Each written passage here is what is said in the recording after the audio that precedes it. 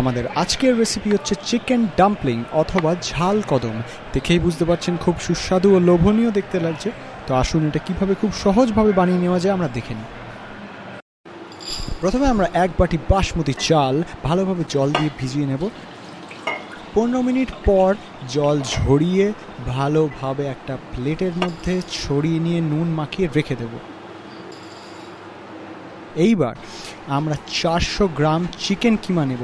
তার মধ্যে 1 TSP chopped garlic, 1 TSP chopped আদা, 1 টিএসপি কাঁচা লঙ্কা, 1 TSP grated carrot, 2 small sized chopped onions, 1 TSP dark soya sauce, 1 TSP black pepper powder, 1 TSP salt আর 2 TSP cornflour আর 2 TSP cooking oil দিয়ে ভালোভাবে mix করে নেব।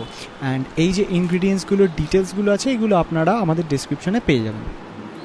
এরপর আমরা ওই চিকেন ফিলিংটার থেকে ছোট ছোট পার্ট নিয়ে একটা বলের মতো শেপ বানিয়ে ওই যে নুন মাখানো চালটা প্রথমে আমরা রেখেছিলাম তাতে কোট করে নেব। কোট করে আমরা একটা প্লেটের সাইডে রাখবো।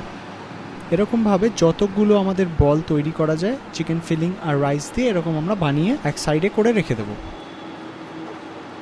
এরপর একটা বড় ছিদ্রযুক্ত পাত্রে আমরা কুকিং অয়েল ব্রাশ করে ডাম্পলিংসগুলো একটু গ্যাপ রেখে রেখে রাখবো।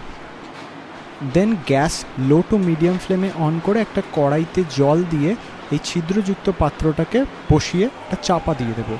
আর এই ডাম্পলিংগুলোকে স্টিম হতে দেব 15 মিনিটসের জন্য লো টু মিডিয়াম ফ্লেমে। এছাড়া যদি আপনাদের কারোর কাছে স্টিমার থাকে আপনারা সেটাও ব্যবহার করতে পারেন।